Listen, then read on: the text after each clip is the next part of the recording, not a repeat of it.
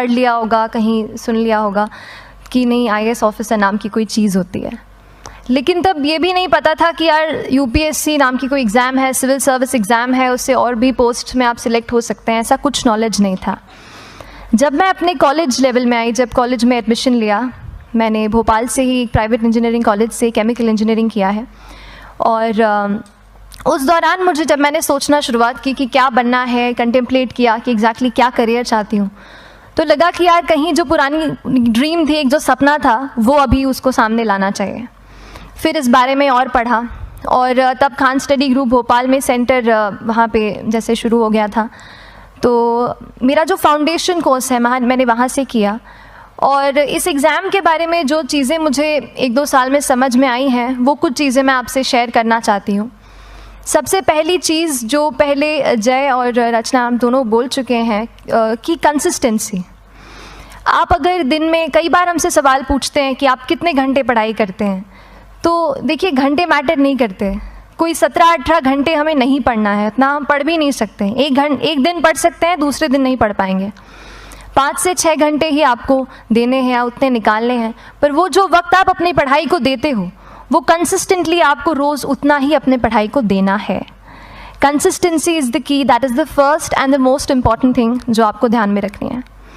दूसरी चीज़ इस एग्ज़ाम में मुझे लगता है इक्वली इम्पॉर्टेंट है, क्योंकि ये जर्नी लंबी होती है। जैसे एग्ज़ाम ही 1 साल तक चलती है, आप प्रीलिम्स देते हैं, फिर आप मेंस देते हैं, आप इंटरव्यू में जाते हैं पर्सनालिटी टेस्ट के लिए, तो एग्ज़ाम 1 साल तक खुद चलती है। उसके पहले मान लीजिए आप 1-1.5-2 साल पहले से प्रिपेयर कर रहे हो, तो ये जर्नी काफ़ी लंबी रहती है। उस जर्नी में मेंटली अपने आप को मोटिवेट रखना, अपने आप को बूस्ट करते रहना, वो भी इक्वली इम्पॉर्टेंट है, और इसीलिए अपने आप पर भरोसा बेहद ज़रूरी है। You need to have a faith in yourself कि अगर आपने इसमें कदम रखा है, अगर आपने सोचा है कि आप सिविल सर्विस एग्ज़ाम देना चाहते हैं और देंगे, तो आपको ये ठान के उसमें जाना है कि हाँ मैं ये कर सकता या कर सकती हूँ। ये एक अपना मोटिवेशन, अपने साथ एक फेथ, बिलीफ अपने ऊपर आपको हमेशा रखना है। कमिंग टू प्रेपरेशन की कैसे तैयारी करनी है, बहुत सारी बातें आप सुन चुके हैं कि आंसर राइटिंग में कैसे करना होता है, आंसर राइटिंग का स्ट्रक्चर कैसा होना चाहिए। तो मैं शुरू में सबसे पहले ये कहूँगी कि मेरे प्रिपरेशन का बेस 2 चीज़ें रहीं। पहला था करंट अफेयर्स। करंट अफेयर्स इसलिए मैंने उसी से शुरुआत की क्योंकि करंट अफेयर्स सबसे इंटरेस्टिंग पार्ट होता है। कई बार आपको हिस्ट्री कभी बोरिंग लगेगी, कई बार आपको लगेगा ज्योग्राफी इतना, कभी हर किसी के अपने अपने फेवरेट्स होते हैं। तो मुझे वो 2 सब्जेक्ट्स लगते थे कि यार इतना मन नहीं करता है, लेकिन न्यूज़पेपर्स और करंट अफेयर्स में जो भी नया चल रहा है वो मुझे हमेशा इंटरेस्टिंग लगता था। इंटरनेशनल रिलेशंस में क्या हो रहा है, क्या सोशल रियलिटीज़ हैं, कहाँ क्या हुआ, उसका क्या इम्पैक्ट पड़ेगा एडमिनिस्ट्रेशन पे और हमारी कंट्री पे, तो उसको आप अपना एक बेस बना सकते हो। आप करंट अफेयर्स बेस्ड प्रिपरेशन कर सकते हैं, इसलिए भी क्योंकि अगर आप मेंस एग्ज़ाम देखेंगे तो काफ़ी डायनामिज्म आ गया है, केवल प्रीलिम्स में नहीं बल्कि जनरल स्टडीज़ पेपर 2, पेपर 3 में भी आप देखेंगे कई सारे ऐसे सवाल हैं जो करंट इवेंट से इंस्पायर्ड होते हैं, उन पे बेस्ड रहते हैं। तो जब आप न्यूज़पेपर बेस्ड, करंट बेस्ड पढ़ाई करते हैं तो वो आपका प्रिपरेशन वहाँ से भी कवर हो सकता है।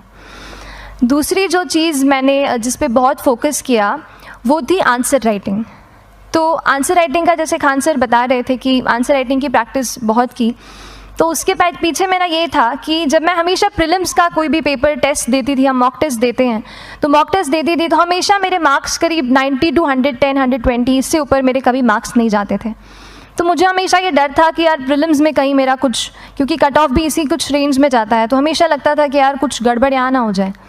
लेकिन जब मैंने आंसर राइटिंग की और मेंस एग्ज़ाम के बारे में जाना, तब मुझे लगा कि आंसर राइटिंग एक ऐसी चीज़ है, मेंस एक ऐसा फेज़ है सिविल सर्विस एग्ज़ाम का जहाँ पे आप अच्छे से तैयारी कर सकते हैं। And if you have written the answers, if you know कि you have covered the points well, if you have included उसमें कुछ आपने facts, international reports, government schemes, आपने कुछ ऐसे उसमें सॉल्व भी डाला है, तो जो रिज़ल्ट आएगा वो सेटिस्फैक्ट्री ही आएगा, अच्छा ही आएगा। तो मेंस एक ऐसा पार्ट है जिस पे आप काफ़ी बैंक ऑन कर सकते हो। मैं जब पर्सनालिटी टेस्ट भी मैंने दिया, तो इस बार भी आप नंबर्स देखेंगे तो आसपास की रैंक के हिसाब से मेरे नंबर्स उसमें कम हैं, लेकिन it is just the general studies and the answer writing part, जो मेंस के जो वो है मार्क्स हैं या मेंस का जो एक फैक्टर रहा, वो मेरे लिए सबसे ज़्यादा इंपॉर्टेंट डिसाइडिंग फैक्टर रहा है। तो अपना एक्सपीरियंस यही बताऊंगी कि आंसर राइटिंग पे आप विशेष फोकस कीजिए। जैसा स्ट्रक्चर आपको बता ही चुके हैं कि इंट्रोडक्शन में कैसे आपको शॉर्ट रखना है, बॉडी एंड देन कंक्लूजन, उसमें छोटी चीज़ जैसे मैं अभी मेंशन कर रही थी, आप एक इंश्योर कीजिए कि देखिए जो भी एग्जामिनर आपकी कॉपी चेक कर रहे हैं वो दिन में 10, 15, 20 कॉपीज़ चेक कर रहे हैं, तो उन सब से आपको अलग कैसे आप अपनी कॉपी दिखा सकते हो, ये चीज़ आपका प्रेजेंटेशन और आप जिस तरीके से आंसर लिखते हो कंटेंट को, वो मैटर करेगा। आप इंश्योर कर सकते हैं कि आपके आंसर में कुछ फैक्ट्स, गवर्नमेंट की स्कीम्स, कुछ कमिटीज़ बैठती हैं, जैसे एक प्रिवेसी पे जस्टिस BN श्रीकृष्णा कमेटी की रिपोर्ट आई है, तो आप मान लीजिए आपको कोई प्रिवेसी पे सवाल आ गया तो आपने उन कमेटी का नाम कोट कर दिया। ऐसे बहुत सारी कमिटीज़ होती हैं। कुछ इंटरनेशनल रिपोर्ट्स आते हैं, वो आप उनको इनके बारे में लिख सकते हैं। इंडिया का मैप आप बना सकते हैं। मैंने सीख लिया था कि 10-15 सेकेंड्स में कैसे जल्दी से मैप बनाना है और उस पर कैसे पॉइंट कुछ करना है, कुछ लोकेट करना है। तो ये कुछ ऐसी चीज़ें हैं जो आपके आंसर्स को एनरिच करेंगी और प्रेजेंटेबल बनाएंगी। तो इस तरीके से आंसर्स पे जैसे हम क्लास करते हैं, लेकिन उसके साथ साथ आपको ये कोशिश करनी है कि 1 से 2 आंसर पर डे आपको ज़रूर लिखने ही लिखने हैं, apart from the test series that you are doing. Answer writing से 2-3 चीज़ें होती हैं, ना केवल हमारी एक लिखने का हमें समझ आता है हम क्या लिखते हैं कैसा है, पर हमारा कॉम्प्रिहेंशन भी इम्प्रूव होता है। हमें कितना समझ में आया वो भी हमें खुद समझ आता है जब हम आंसर्स लिखते हैं। और इसीलिए आंसर राइटिंग पे आप फोकस कीजिए, 1 से 2 आंसर ज़रूर लिखिए। और आंसर राइटिंग के बाद the third pillar of my preparation जो काफ़ी इंपॉर्टेंट जिसने रोल प्ले किया, that was tests and test series and mocks. देखिए हम पढ़ रहे हैं यहाँ पर, I will also come to the point कि हम कैसे दिल्ली, भोपाल और इंदौर में प्रिपेयर करके बिना दिल्ली जाए हम कैसे कर सकते हैं, I will come to that point. पर उसके पहले टेस्ट की थोड़ी बात कर लेती हूँ कि टेस्ट देना क्यों ज़रूरी है। हम ये जो एग्ज़ाम दे रहे हैं सिविल सर्विस की, एक ऑल इंडिया लेवल एग्ज़ाम है and this cut throat competition. तो उसके लिए आप केवल पढ़ते रहें, सारी बुक्स, मटेरियल्स, स्टैंडर्ड, ये करंट का सब पढ़ लें, लेकिन अगर आप ये नहीं जज कर पाए कि आपका क्या लेवल है at an all India level, तो चीज़ें समझ में आप नहीं, मतलब आप आगे नहीं बढ़ पाएंगे या सही डायरेक्शन नहीं पकड़ पाएंगे। तो इसलिए आप टेस्ट से घबराइए मत। कई बार टेस्ट का इनर्शिया होता है, ऐसे लगता है कि जब तक पूरा सिलेबस कंप्लीट नहीं कर लूँ तब तक टेस्ट नहीं दूंगा, लेकिन सच में बात ये होती है कि जब तक हम GS के मतलब पेपर देने अंदर भी घुसते हैं ना, तब भी उस सेकंड पे लग रहा होता है कि कुछ छूट गया है हमारा। तो ये चीज़ होगी ही, इसीलिए ये मैं कभी मत सोचिए कि जब तक पूरा सिलेबस नहीं कर लूँ टेस्ट नहीं दूंगा। जैसे आपका एक थोड़ा बेस बन जाता है प्रिपरेशन का, आप टेस्ट दीजिए, चाहे वो प्रीलिम्स का MCQ का टेस्ट हो या मेंस का राइटिंग स्किल की प्रैक्टिस हो, टेस्ट पे आप फोकस कीजिए। उसके बाद टेस्ट केवल देने के लिए नहीं देना है, उसको एनालाइज भी अच्छे से करना है। When you get the answer hints, when you get the answer keys, analyse properly कि आपकी क्या गलती हुई है और उससे भी सीखने की कोशिश कीजिए कि क्या कुछ नया मुझे इस टेस्ट पेपर से या इस आंसर कॉपी से मिल सकता है। तो इस तरह से टेस्ट पे भी आप फोकस कीजिए। And I will come lastly to the point कि जब मैंने प्रिपरेशन शुरू की थी अपने कॉलेज के 2nd ईयर 3rd ईयर आते आते, तो मन में बहुत सारे फियर्स थे। मैं भी एक नॉर्मल फैमिली से हूँ, मेरे फैमिली में किसी ने आज तक सिविल सर्विस का पेपर भी नहीं लिखा था, तो मन में बहुत सारे फियर्स थे, डाउट्स थे, क्या होगा, कैसे होगा। तो हो सकता है आपके मन में भी ऐसा हो। और हम जैसे यहाँ रहते हैं, हम सोचते हैं कि दिल्ली जाना तो सबसे ज़रूरी है, उसके बिना तो ये एग्ज़ाम हो ही नहीं सकती। तो उस पर मैं एक चीज़ बताना चाहूँगी कि जैसे KSG जैसे इंस्टीट्यूट हैं, जो फैकल्टी भी हमें वही मिलती है जो दिल्ली में पढ़ा रहे हैं, तो ये एक बहुत पॉजिटिव पॉइंट है कि क्वालिटी का कोई दिक्कत नहीं आएगी।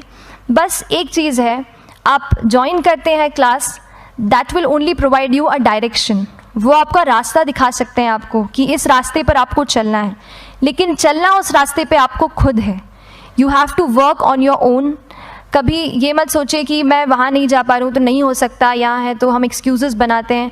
कई बार चैलेंजेस आते हैं।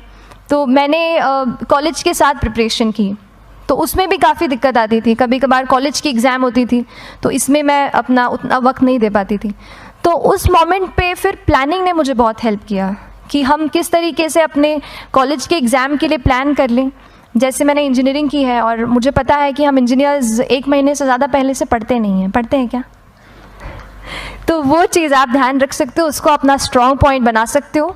1 से 1.5 महीना जब exam is approaching, I use to plan my entire syllabus का प्रिंट आउट निकाल के I use to make my notes, उस तरीके से उसको मैं उसको संभाल लेती थी। तो whenever you are managing those things together, focus on planning, किस तरीके से आप एक माइक्रो प्लान बनाएं, अपना डेली एक प्लान बनाएं, वीकली टारगेट सेट करें और एक ब्रॉड विजन दिमाग में रखें कि ब्रॉडली आप मंथ्स में क्या कवर करने वाले हैं। अगर आप प्लानिंग अच्छे से करते हैं तो ज़्यादातर पोर्शन आपका वहीं से कवर